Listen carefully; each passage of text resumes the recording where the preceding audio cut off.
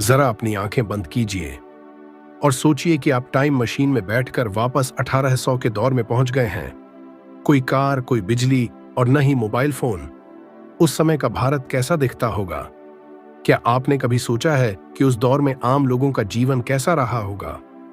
खेतों में किसान, मंदिरों और मस्जिदों में भक्ति और राजाओं के महलों में जलसा, पर साथ ही अंग्रेजों की पकड़ भी बढ़ती जा रही थी। आइए इस सफर पर चलें और जानें कि 1800 के दौर का भारत कैसा था, एक ऐसा भारत जो बदलाव की दहलीज पर खड़ा था। दोस्तों, वीडियो में आगे बढ़ने से पहले यदि आप चैनल पर नए हैं तो चैनल को सब्सक्राइब और वीडियो को लाइक जरूर कर दें।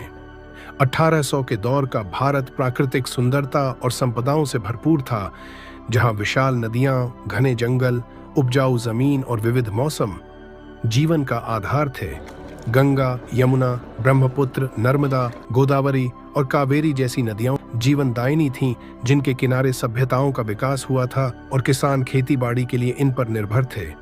गांवों में मिट्टी के घर, तालाब, मंदिर, मस्जिद या गुरुद्वारे और लोगों की सादगी भरी जिंदगी भारत की आत्मा को दिखाते थे।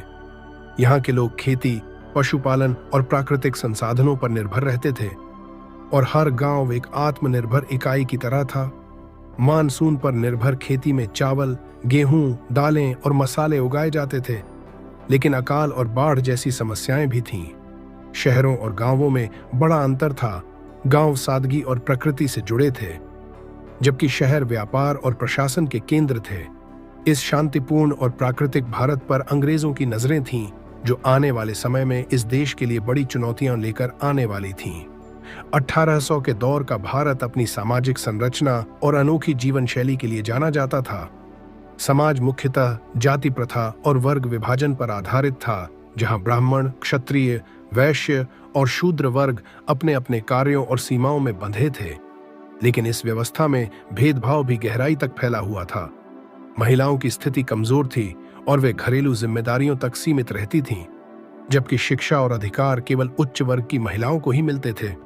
बाल विवाह और सती प्रथा जैसी कुप्रथाएं उनकी जिंदगी को और कठिन बनाती थीं। लोग मिट्टी और खपरेल के साधारण घरों में रहते थे और गांवों में तालाब व कुएं पानी का मुख्य स्रोत थे। खान पान में मोटा अनाज, दालें, सब्जियां और मसाले आम थे, जबकि अमीर वर्ग के भोजन में विविधता और समृद्धि अधिक होती थी।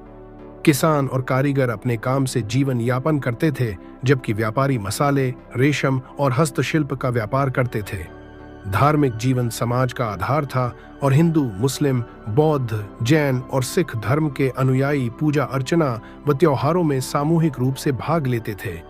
लोक नृत्य, संगीत, कठपुतली का खेल और खेलकूद मनोरंजन के साधन थे और होली, दिवाली, बैसाखी जैसे त्योहार सामाजिक मेलजोल का जरिया बनते थे। यह सादगी भरा जीवन प्रकृति के करीब था, लेकिन इसी बीच अंग्रेज धीरे धीरे इस समाज पर अपनी पकड़ बना रहे थे, जो आने वाले समय में बड़े बदलाव लाने वाला था। 1800 का भारत आर्थिक रूप से समृद्ध और आत्मनिर्भर था। खेती मुख्य रूप से मानसून पर निर्भर थी और किसान गेहूं, चावल, दालें और गन्ना जैसी फसलें उगाते थे। हालांकि जमींदारी व्यवस्था और भारी करों ने किसानों की स्थिति को कमजोर बना दिया। भारत के हस्तशिल्प जैसे बनारसी साड़ी और कश्मीरी शॉल पूरी दुनिया में प्रसिद्ध थे, लेकिन ब्रिटिश औद्योगिक क्रांति ने इन्हें बर्बाद कर दिया। ब्रिटिशों ने कच्चा माल सस्ते में खरीदकर अपने देश में उत्पाद तैयार किए और भारत में महंगे दामों पर बेचे। उन्होंने भारतीय किसानों को पारंपरिक खेती छोड़कर नकदी फसलों जैसे नील और कपास की खेती के लिए मजबूर किया। परिवहन के साधन जैसे रेल और सड़कें बनाए गए, लेकिन इनका लाभ सिर्फ ब्रिटिश व्यापार को हुआ। बंदरगाह जैसे मुंबई और कलकत्ता उनके व्यापार का केंद्र बन गए। इस दौरान कई भयंकर अकाल भी आए, लेकिन ब्रिटिश सरकार ने कोई मदद नहीं दी, जिससे लाखों लोग भूख से मर गए। ब्रिटिश हस्तक्षेप ने भारत की समृद्धि को धीरे धीरे बर्बादी में बदल दिया। 1800 का भारत राजनीतिक दृष्टि से भी बहुत अस्थिर और संघर्षमय था, क्योंकि यह कई छोटे छोटे रियासतों में बंटा हुआ था। हैदराबाद जैसे बड़े सूबे स्वतंत्र रूप से शासन कर रहे थे। पंजाब में सिख साम्राज्य और दक्षिण भारत में टीपू सुल्तान अंग्रेजों के खिलाफ संघर्ष कर रहे थे। इस दौरान ब्रिटिश ईस्ट इंडिया कंपनी ने धीरे धीरे भारत में अपनी पकड़ मजबूत की, खासकर 1757 में प्लासी के युद्ध के बाद। उन्होंने भारतीय रियासतों की आपसी कमजोरियों का फायदा उठाया और डिवाइड एंड रूल की नीति अपनाई।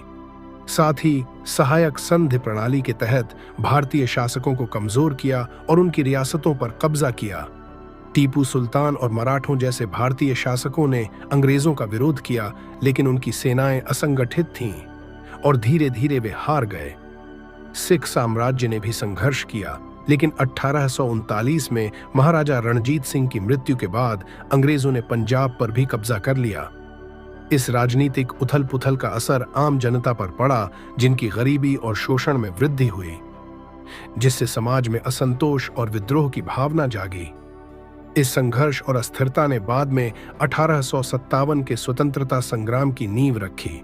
1800 का भारत सांस्कृतिक और धार्मिक दृष्टि से भी बहुत विविध और समृद्ध था, जहां विभिन्न धर्मों और परंपराओं का संगम देखा जा सकता था। हिंदू धर्म प्रमुख था और मंदिरों में पूजा, त्योहारों की धूम और धार्मिक अनुष्ठानों का महत्व था। वाराणसी, हरिद्वार और अयोध्या जैसे तीर्थ स्थल धार्मिक आस्था के केंद्र थे, जबकि इस्लाम की उपस्थिति भी गहरी थी, जहां दरगाहें और मस्जिदें आस्था का प्रतीक बनी थीं। सिख धर्म अपने चरम पर था और अमृतसर में स्वर्ण मंदिर सांस्कृतिक गर्व का प्रतीक था। इसी समय जैन, बौद्ध और पारसी धर्म भी अपनी परंपराओं का पालन कर रहे थे।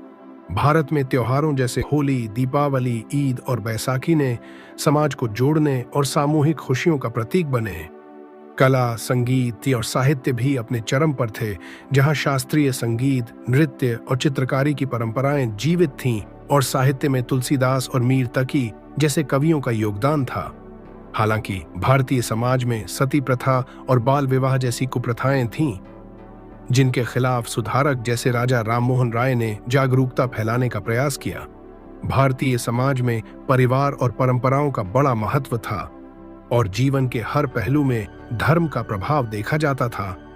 यह विविधता और धार्मिक सहिष्णुता भारतीय समाज की ताकत थी, जिसने भविष्य के सुधार और बदलाव की नींव रखी। भारत का यह दौर निश्चित रूप से संघर्ष और बदलाव का दौर था, लेकिन यही संघर्ष आगे चलकर भारत के भविष्य को आकार देने वाला बन गया। यह एक ऐसा भारत था जो बाहरी दबावों के बावजूद अपनी सांस्कृतिक विविधता, परंपराओं और जीवन शैली के साथ खड़ा था। और जैसे जैसे समय बीतता गया, भारतीय जनता ने इन कठिनाइयों से संघर्ष करते हुए अपनी पहचान बनाई, जिससे हमें यह समझने का अवसर मिलता है कि उस समय का भारत कितना प्रेरणादायक और संघर्षशील था। तो अब हम 1800 के उस भारत से लौटकर अपने वर्तमान में आते हैं और ये सोचते हैं कि उस समय के संघर्ष और समृद्धि से हम क्या सीख सकते हैं, जो हमें हमारे आज के भारत को समझने और आगे बढ़ाने में मदद करता है। तो दोस्तों, अगर ये सफर आपको रोचक और ज्ञानवर्धक लगा हो तो हमारे चैनल को सब्सक्राइब करें और अपने दोस्तों के साथ इसे जरूर शेयर करें। हम इसी तरह आपको अतीत की गहराइयों से जोड़ते रहेंगे। मिलते हैं नेक्स्ट वीडियो में।